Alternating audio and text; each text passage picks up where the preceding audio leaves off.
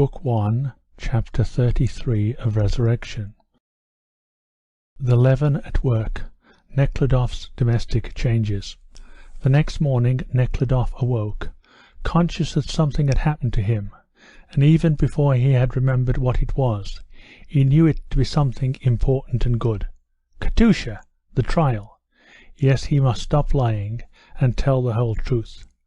By a strange coincidence, on that very morning he received the long-expected letter from Mary Valesievna, the wife of the Marechal de Noblesse, the very letter he particularly needed. She gave him full freedom, and wished him happiness in his intended marriage. Marriage, he repeated with irony. How far I am from all that at present. And he remembered the plans he had formed the day before, to tell the husband everything, to make a clean breast of it, and express his readiness to give him any kind of satisfaction. But this morning this did not seem so easy as the day before. And then also, why make a man unhappy by telling him what he does not know? Yes, if he came and asked, he would tell him all, but to go purposely and tell, no, that was unnecessary. And telling the whole truth to Missy seemed just as difficult this morning. Again, he could not begin to speak without offence. As in many worldly affairs, something had to remain unexpressed. Only one thing he decided on, i.e., not to visit there, and to tell the truth if asked. But in connection with Katusha, nothing was to remain unspoken. I shall go to the prison, and shall tell her everything, and ask her to forgive me. And if need be, yes, if need be, I shall marry her, he thought. This idea, that he was ready to sacrifice all on moral grounds, and marry her, again made him feel very tender towards himself. Concerning money matters, he resolved this morning to arrange them in accordance with his conviction that the holding of landed property was unlawful. Yet if he should not be strong enough to give up everything, he would still do what he could, not deceiving himself or others. It was long since he had met the coming day with so much energy. When Agrafena Petrovna came in, he told her, with more firmness than he thought himself capable of, that he no longer needed this lodging nor her services. There had been a tacit understanding that he was keeping up so large and expensive an establishment because he was thinking of getting married. The giving up of the house had therefore a special meaning. Agrafena Petrovna looked at him in surprise. "I thank you very much, Agrafena Petrovna, for all your care for me. But I no longer require so large a house, nor so many servants. If you wish to help me, be so good as to settle about the things, put them away as it used to be done during Mamma's life, and when Natasha comes in, she will see to everything." Natasha was Nekhludoff's sister. Agrafena Petrovna shook her head. "See about the things? Why, they'll be required again," she said. "No, they won't, Agrafena Petrovna. I assure you they won't be required," said Nekhludoff, in answer to what the shaking of her head had expressed. "Please tell Korney also that I shall pay him 2 months' wages, but shall have no further need of him." "It is a pity, Dmitri Ivanovitch, that you should think of doing this," she said. "Well, supposing you go abroad, still you'll require a place of residence again." "You are mistaken in your thoughts, Agrafena Petrovna. I am not going abroad. If I go on a journey, it will be to quite a different place." He suddenly blushed very red. "Yes, I must tell her," he thought. "No hiding. Everybody must be told. A very strange and important thing happened to me yesterday. Do you remember my Aunt Mary Ivanovna's Katusha?" "Oh yes. Why, I taught her how to sew." "Well, this Katusha was tried in the court, and I was on the jury." "Oh Lord, what a pity!" cried Agrafena Petrovna. "What was she being tried for?" "Murder, and it is I have done it all." "Well, now this is very strange. How could you do it all?" "Yes, I am the cause of it all, and it is this that has altered all my plans." What difference can it make to you? This difference, that I, being the cause of her getting onto that path, must do all I can to help her. This is just according to your own good pleasure. You are not particularly in fault there. It happens to every one, and if one's reasonable, it all gets smoothed over and forgotten, she said, seriously and severely. Why should you place it to your account? There's no need. I have already heard before that she had strayed from the right path. Well, whose fault is it? Mine. That's why I want to put it right. It is hard to put right. That is my business. But if you are thinking about yourself, then I will tell you that, as Mamma expressed the wish. I am not thinking about myself. I have been so bountifully treated by the dear defunct that I desire nothing. Lysenka, her married niece, has been inviting me, and I shall go to her when I am not wanted any longer. Only it is a pity you should take this so to heart. It happens to everybody. Well, I do not think so, and I still beg that you will help me let this lodging and put away the things. And please do not be angry with me. I am very, very grateful to you for all you have done. And, strangely, from the moment Nekhludoff realized that it was he who was so bad and disgusting to himself, others were no longer disgusting to him. On the contrary, he felt a kindly respect for Agrafena Petrovna and for Corney. He would have liked to go and confess to Corney also, but Corney's manner was so insinuatingly deferential that he had not the resolution to do it. On the way to the law courts, passing along the same streets with the same isvostchik as the day before, he was surprised at what a different being he felt himself to be. The marriage with Missy, which only yesterday seemed so probable, appeared quite impossible now. The day before he felt it was for him to choose, and had no doubts that she would be happy to marry him. Today he felt himself unworthy, not only of marrying, but even of being intimate with her. If she only knew what I am, nothing would induce her to receive me. And only yesterday I was finding fault with her because she flirted with N. Anyhow, even if she consented to marry me, could I be, I won't say happy, but at peace, knowing that the other was here in prison, and would today or tomorrow be taken to Siberia with a gang of other prisoners, while I accepted congratulations and made calls with my young wife, or while I count the votes at the meetings, for and against the motion brought forward by the Rural Inspection, etc., together with the Marechal de Noblesse, whom I abominably deceive, and afterwards make appointments with his wife, how abominable, or while I continue to work at my picture, which will certainly never get finished. Besides, I have no business to waste time on such things. I can do nothing of the kind now, he continued to himself, rejoicing at the change he felt within himself. The first thing now is to see the advocate and find out his decision, and then go and see her and tell her everything.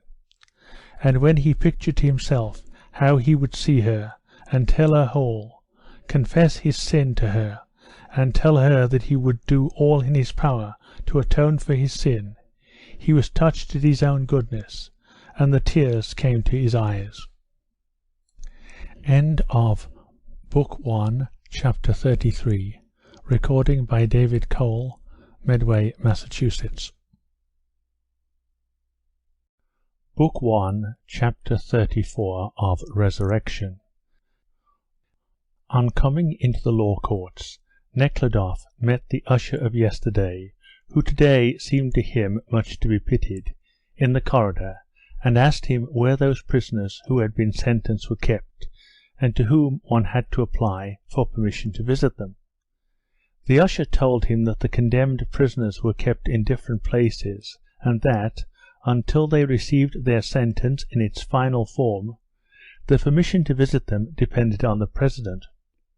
I'll come and call you myself and take you to the President after the session. The President is not even here at present. After the session. And now, please come in. We are going to commence. Nekhludoff thanked the usher for his kindness and went into the juryman's room. As he was approaching the room, the other jurymen were just leaving it to go into the court. The merchant had again partaken of a little refreshment, and was as merry as the day before, and greeted Nekhludoff like an old friend. And today Peter Gerasimovich did not arouse any unpleasant feelings in Nekhludoff by his familiarity and his loud laughter. Nekhludoff would have liked to tell all the jurymen about his relations to yesterday's prisoner. By rights, he thought, I ought to have got up yesterday during the trial and disclosed my guilt. He entered the court with the other jurymen and witnessed the same procedure as the day before. "The judges are coming," was again proclaimed, and again 3 men with embroidered collars ascended the platform, and there was the same settling of the jury on the high-backed chairs, the same gendarmes, the same portraits, the same priest, and Nekhludoff felt that, though he knew what he ought to do, he could not interrupt all this solemnity. The preparations for the trials were just the same as the day before, excepting that the swearing-in of the jury and the President's address to them were omitted. The case before the court this day was one of burglary. The prisoner, guarded by 2 gendarmes with naked swords, was a thin, narrow-chested lad of 20, with a bloodless, sallow face, dressed in a grey cloak. He sat alone in the prisoner's dock. This boy was accused of having, together with a companion, broken the lock of a shed, and stolen several old mats, valued at 3 roubles. The rouble is worth a little over 2 shillings, and contains 100 kopecks, and 67 kopecks. According to the indictment, a policeman had stopped this boy as he was passing with his companion, who was carrying the mats on his shoulder. The boy and his companion confessed at once, and were both imprisoned. The boy's companion, a locksmith, died in prison, and so the boy was being tried alone. The old mats were lying on the table as the objects of material evidence. The business was conducted just in the same manner as the day before, with the whole armoury of evidence, proofs, witnesses, swearing-in, questions, experts, and cross-examinations.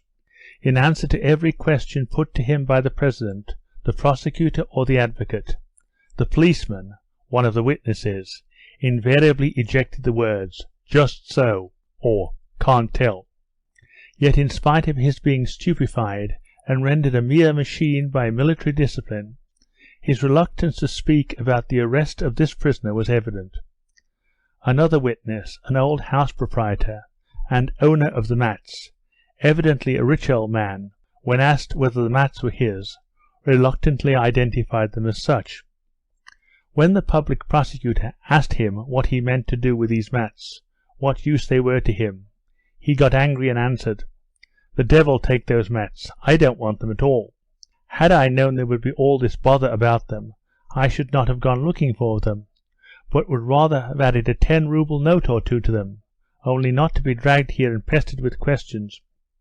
I have spent a lot on isvostchiks. Besides, I am not well. I have been suffering from rheumatism for the last 7 years." It was thus the witness spoke. The accused himself confessed everything, and looking around stupidly, like an animal that is caught, related how it had all happened. Still the public prosecutor, drawing up his shoulders as he had done the day before, asked subtle questions calculated to catch a cunning criminal. In his speech he proved that the theft had been committed from a dwelling place, and a lock had been broken, and that the boy therefore deserved a heavy punishment. The advocate appointed by the court proved that the theft was not committed from a dwelling place, and that, though the crime was a serious one, the prisoner was not so very dangerous to society as the prosecutor stated. The President assumed the role of absolute neutrality in the same way as he had done on the previous day, and impressed on the jury facts which they all knew and could not help knowing. Then came an interval, just as the day before, and they smoked, and again the usher called out, "The judges are coming," and in the same way the 2 gendarmes sat trying to keep awake and threatening the prisoner with their naked weapons. The proceedings showed that this boy was apprenticed by his father at a tobacco factory, where he remained 5 years. This year he had been discharged by the owner after a strike, and, having lost his place, had wandered about the town without any work, drinking all he possessed. In a traktir, cheap restaurant, he met another like himself, who had lost his place before the prisoner had, a locksmith by trade and a drunkard. One night those two, both drunk, broke the lock of a shed and took the first thing they happened to lay hands on. They confessed all and were put in prison, where the locksmith died while awaiting the trial. The boy was now being tried as a dangerous creature from whom society must be protected.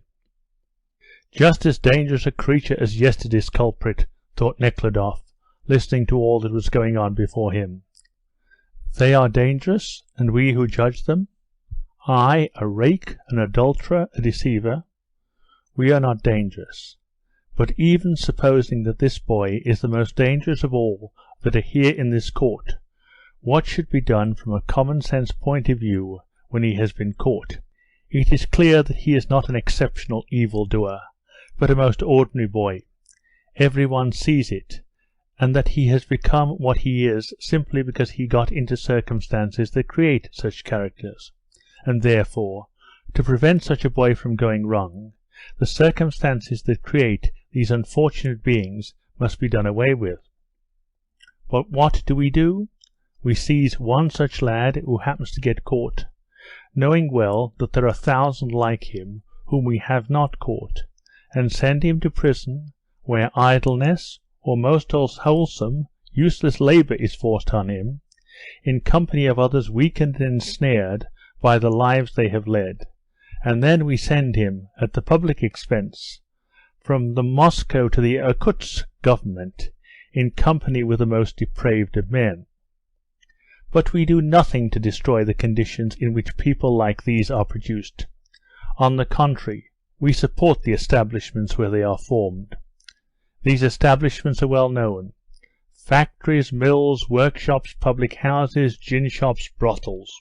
And we do not destroy these places, but looking at them as necessary, we support and regulate them. We educate in this way not one, but millions of people, and then catch one of them, and imagine that we have done something, that we have guarded ourselves, and nothing more can be expected of us. Have we not sent him from the Moscow to the Irkutsk government? Thus thought Nekhludoff with unusual clearness and vividness, sitting in his high-backed chair next to the colonel, and listening to the different intonations of the advocates, prosecutors, and president's voices, and looking at their self-confident gestures.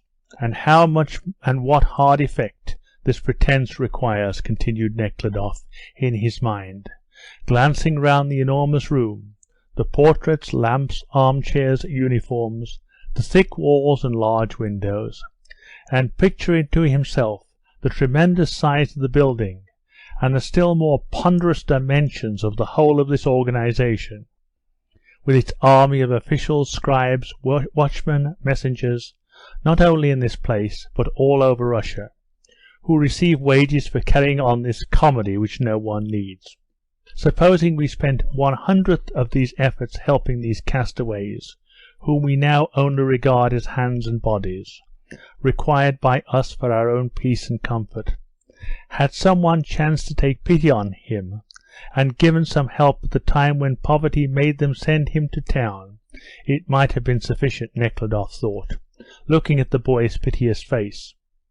Or even later, when after 12 hours' work at the factory he was going to the public house, led away by his companions, had some one then come and said, "Don't go, Vanya, it is not right," he would not have gone, nor got into bad ways, and would not have done any wrong.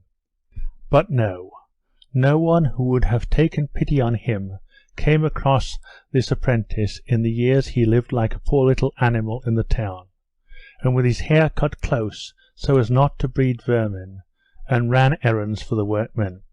No, all he heard and saw, from the older workmen and their companions, since he came to live in town, was that he who cheats, drinks, swears, and gives another a thrashing. Who goes on the loose is a fine fellow. Ill his constitution, undermined by unhealthy labour, drink, and debauchery. Bewildered as in a dream, knocking aimlessly about town, he gets into some sort of a shed, and takes from there some old mats which nobody needs, and here we, all of us educated people, rich or comfortably off, meet together, dressed in good clothes and fine uniforms, in a splendid apartment, to mock this unfortunate brother of ours, whom we ourselves have ruined. Terrible! It is difficult to say whether the cruelty or the absurdity is greater, but the one and the other seem to reach their climax. Nekhludoff thought all this, no longer listening to what was going on, and he was horror-struck by that which was being revealed to him. He could not understand why he had not been able to see all this before, and why others were unable to see it. End of Book 1, Chapter 34.